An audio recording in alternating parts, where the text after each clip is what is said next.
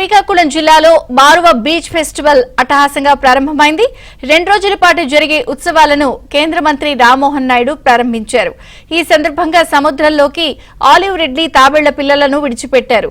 ప్రకృతిపై ప్రజల్లో అవగాహన కల్పించడంతో పాటు అంతరించిపోతున్న ఆలివ్ రిడ్లీ తాబేళ్ల సంరక్షణ కోసం ఈ ఫెస్టివల్ ను నిర్వహిస్తున్నట్లు ఆయన చెప్పారు.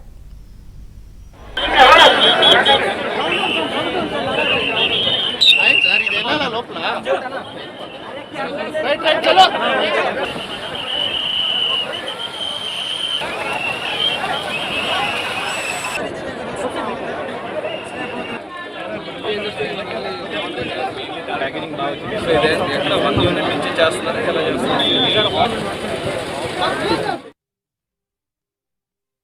ఆ అవకాశాన్ని సద్వినియోగం చేయించాలని ఆ రోజు ఒక కంకణం కట్టుకొని సంకల్పంగా నేను గాని అశోక్ అన్న గాని నిర్ణయించుకున్నాం.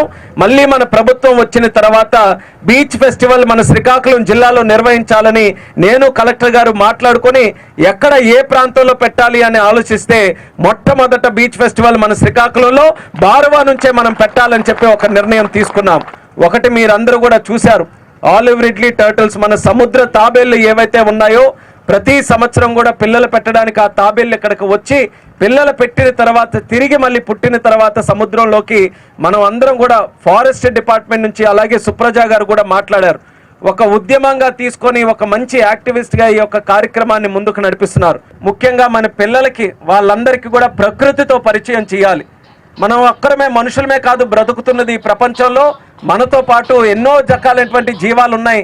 వాటిని కూడా గౌరవించుకోవాలి, వాటికి కూడా బ్రతికే అవకాశం మనం అందరం కూడా కల్పించాలన్నది మన పిల్లలకి ఈరోజు నేర్పకపోతే రేపు వాళ్ళు చూడడానికి కుక్కలు కానీ ఆవులు కానీ తాబేలు కానీ అక్కడ కనబడవు.